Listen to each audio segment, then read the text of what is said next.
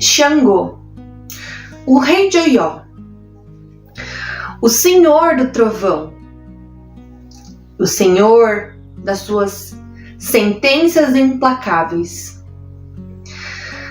Ele era um homem bem impulsivo.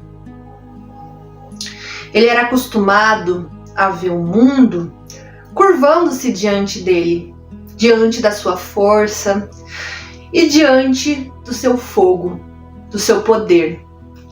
Então ele não conseguia aceitar que alguém pudesse escapar do seu controle.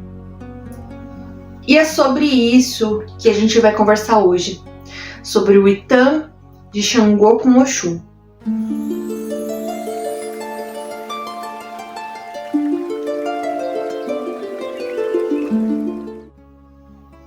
Oi gente, tudo bem com vocês? Eu sou a Carol e bem-vindos ao canal Brilho de Oxum.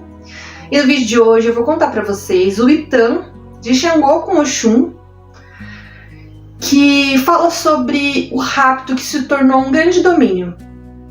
E esse Itã, ele fala sobre como Xangô era uma pessoa que quando tinha algo em mente, quando decidia algo, nada e nem ninguém impedia. E um dia, Xangô acabou encontrando Oxum. E quando ele bateu os olhos em Oxum, na beleza radiante dela, das águas doces, ele simplesmente ficou encantado, porque ele nunca tinha visto nada igual a ela. Era como se ela fosse uma beleza tão radiante que ele precisava ter ela como um troféu. E é aí que começa a nossa história. Porque, movido por muita paixão, uma paixão extremamente avassaladora, Xangô decidiu que ele queria ela. E, movido pelo orgulho de quem nunca houve um não na vida, Xangô decidiu que Oxum seria a sua esposa a qualquer custo. Ele não a cortejou, ele não foi delicado com ela, ele simplesmente tomou ela para si e levou ela para o palácio, simplesmente pegou ela à força e raptou ela, forçando ela a ser conquistada a qualquer custo, porque ele acreditava que com a força dele, que ele havia conquistado, através de vencer várias e várias batalhas, ela iria se apaixonar. E aí, o reino de Xangô celebrava o rapto da nossa querida rainha Oxum. E ele, com a sua grande soberba, acreditava ter conquistado a joia mais preciosa de Orum, Oxum. Pois é, essa conquista silenciosa, na verdade, não era bem uma conquista. Ao atravessar os portões do palácio de Xangô, Oxum não baixou a cabeça. E também não permitiu que o medo ou a submissão tocassem o seu espírito. Ela entendeu exatamente naquele momento que ali não era o lugar dela. Ela entendeu imediatamente que ali ela não ia ser uma prisioneira, mas sim uma diplomata do território estrangeiro. Então, o tempo foi passando. Nos dias que foram seguindo, tudo começou a mudar. As transformações começaram a ocorrer de forma quase que imperceptível, que é um dom de Oxum. Então Oxum simplesmente não lutou contra o fogo de Xangô. ela não foi com violência, ela não o envenenou, não criou nenhum caos. Ela apenas organizou a casa. Ela administrou as riquezas de Xangô. Ela ouviu todas as queixas do povo. E com a sua sabedoria, ela começou a sugerir decisões que Xangô, fascinado, passava a acreditar que eram suas próprias ideias. Então, aonde havia o caos da brutalidade de Xangô, Oxum inseriu a ordem e a diplomacia. Ela simplesmente substituiu o medo pelo respeito. A rigidez do fogo pela fluidez da água.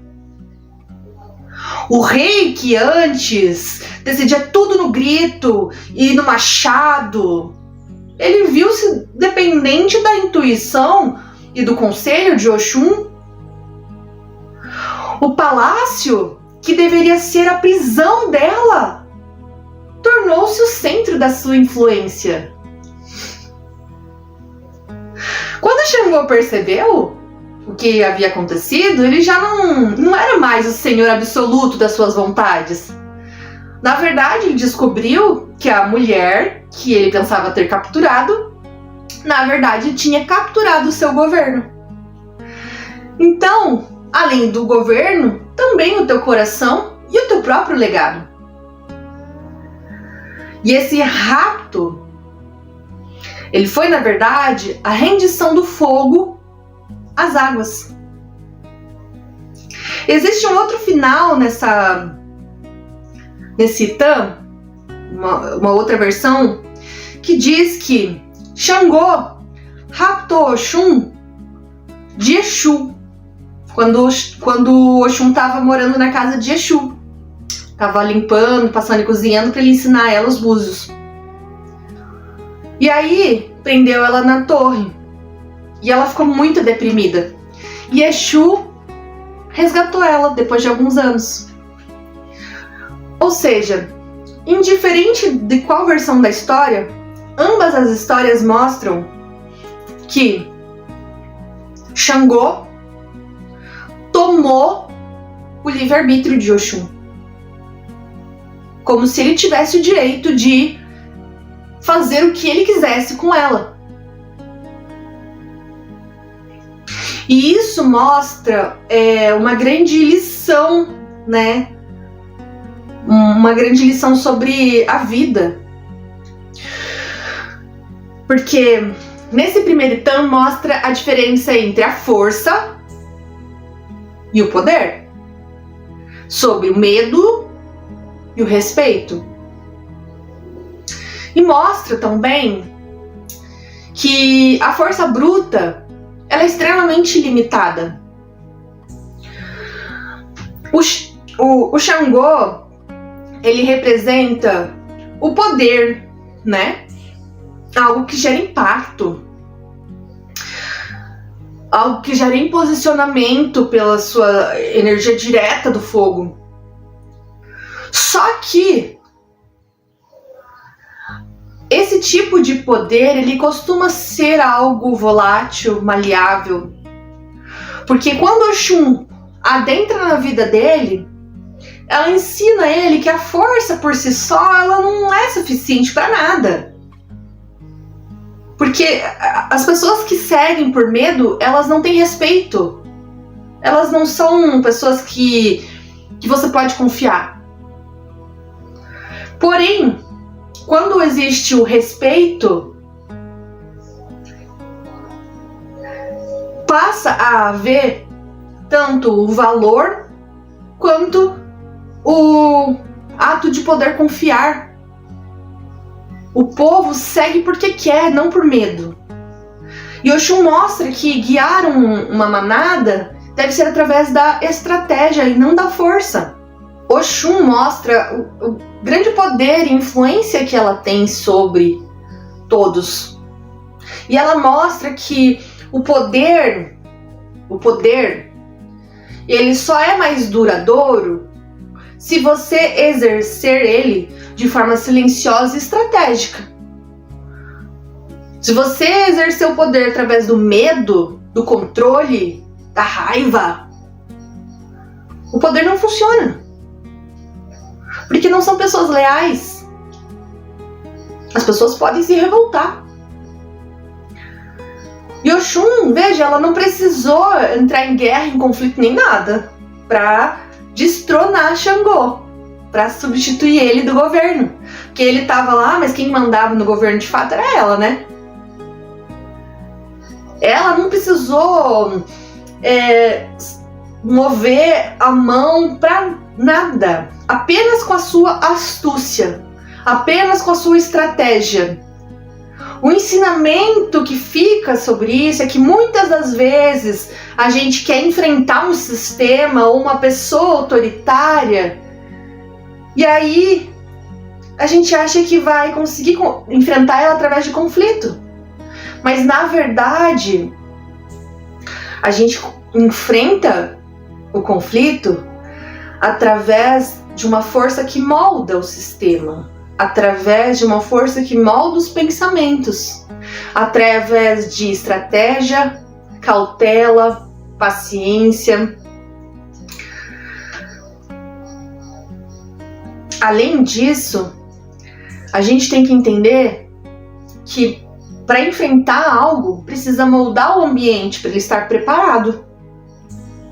O grande segredo desse mito é a capacidade de ajustar um ambiente para ter uma vitória.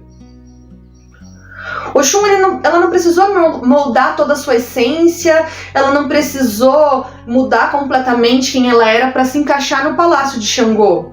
Diferente das outras esposas dele, elas que eram guerreiras e tudo mais, ela não quis ser igual a elas. Ela simplesmente se manteve quem ela já era. O que ela fez? Ela mudou o ambiente do palácio. Ela mudou a essência do palácio, o comportamento das pessoas que estavam lá.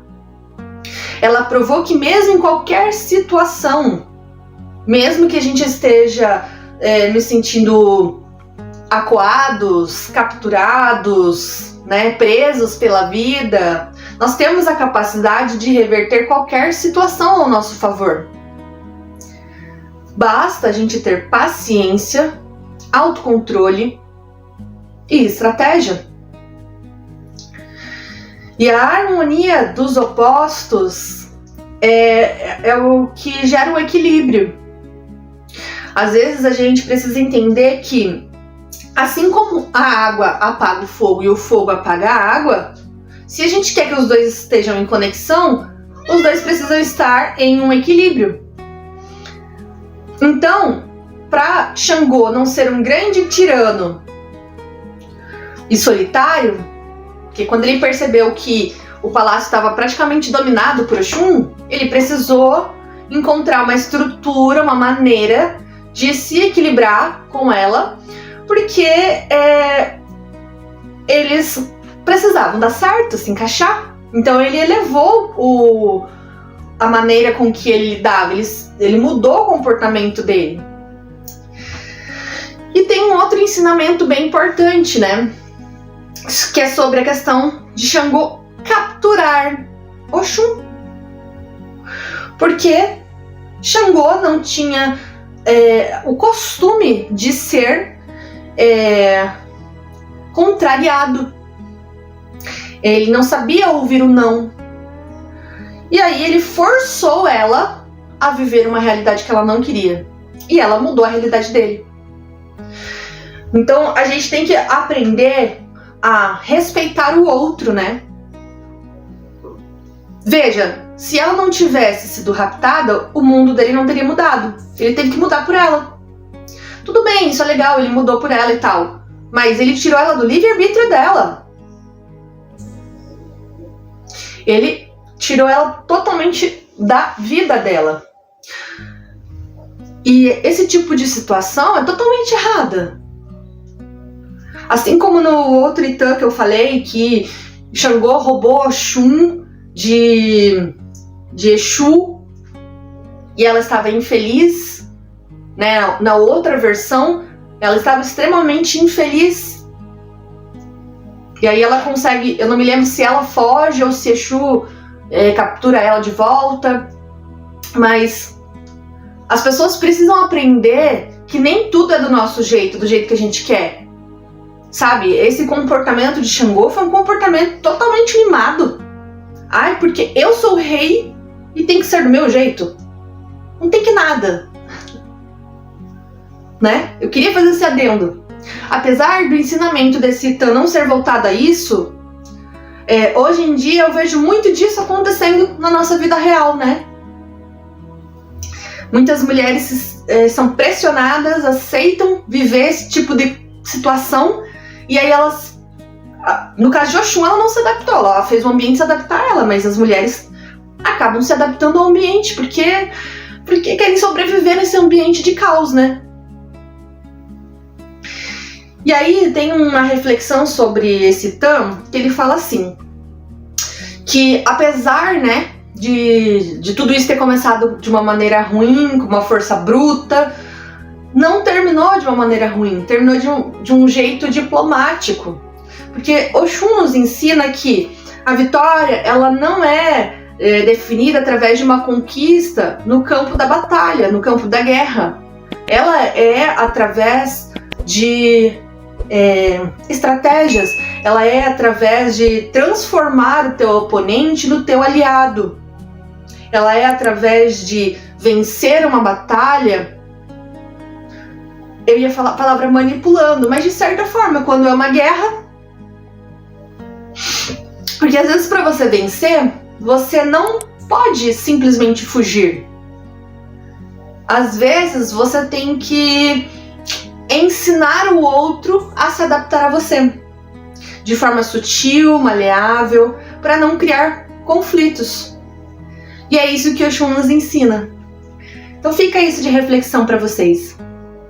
Espero que vocês tenham gostado desse Itã. Não se esqueçam que os Itãs, todos eles estão na playlist Itãs e Orixás. E eu peço que vocês acompanhem, né? Os Itãs têm vários ensinamentos muito bacanas. Os da Mamãe Oxum são uns mais lindos que o outro. E que ensinam muita coisa. Mas é isso. Não se esqueçam de curtir, comentar, compartilhar e se inscrever no canal e ativar o sininho para receber as notificações. Um beijo, até o próximo vídeo.